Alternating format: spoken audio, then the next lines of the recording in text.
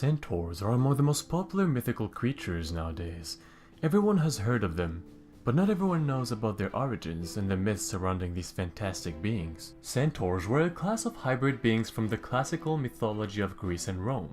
They were sometimes referred to as Centauri or Centauros, and were said to have the body and hind parts of a horse, but the head and torso of a human. In Greek mythology, Centaurs were said to be the offspring of the cloud nymph Nephele, and Ixion, the king of the Lapiths, one of the ancient tribe that lived in Thalassi. Another legend says that all Centaurs were the descendants of Centaurus, the first person to group stars into constellations and to use his own image in the sky to guide the Argonauts during their journey.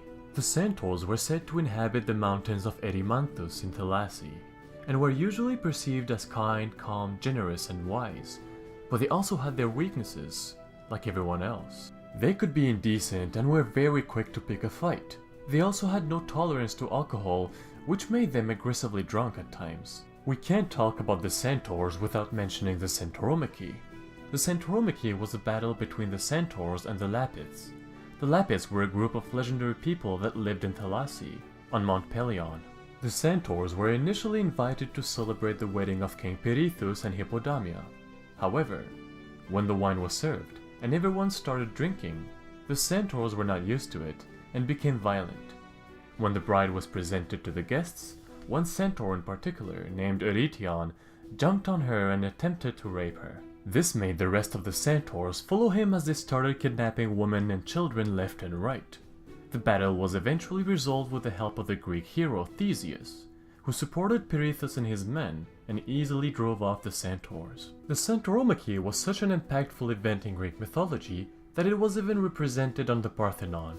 There were several famous centaurs in mythology, but Chiron was probably the most popular out of all of them.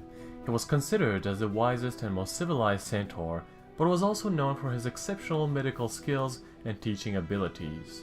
After all, he was the teacher of some of the greatest heroes in Greek mythology, such as Hercules, Achilles, and Jason. Contrary to the rest of the centaurs, Chiron was not a descendant of King Ixion and Nephele.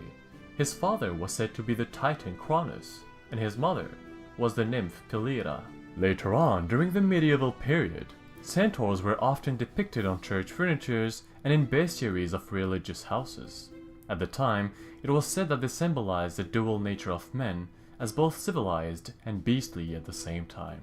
To this day, centaurs are among the most represented mythical creatures in various modern works. They appear in various fantasy novels, such as Piers Anthony's Xanth series and J.K. Rowling's Harry Potter series as well. They also frequently appear in fantasy cinema, and we can see them in movies such as Narnia, where they join the heroes and help them during the final battle, in the Percy Jackson movies, where Chiron acts as Percy's mentor throughout the adventure, and of course, in the Harry Potter movies, where they help the heroes get rid of the despicable Umbridge. Overall, centaurs are among the most recognized mythical creatures today. They sparked our imagination for thousands of years and will continue to do so in the years to come. So that concludes today's video. Thank you everyone for watching. Hopefully you enjoyed it and learned a thing or two today. Don't forget to subscribe for more mythology content, and see you all soon for a new video.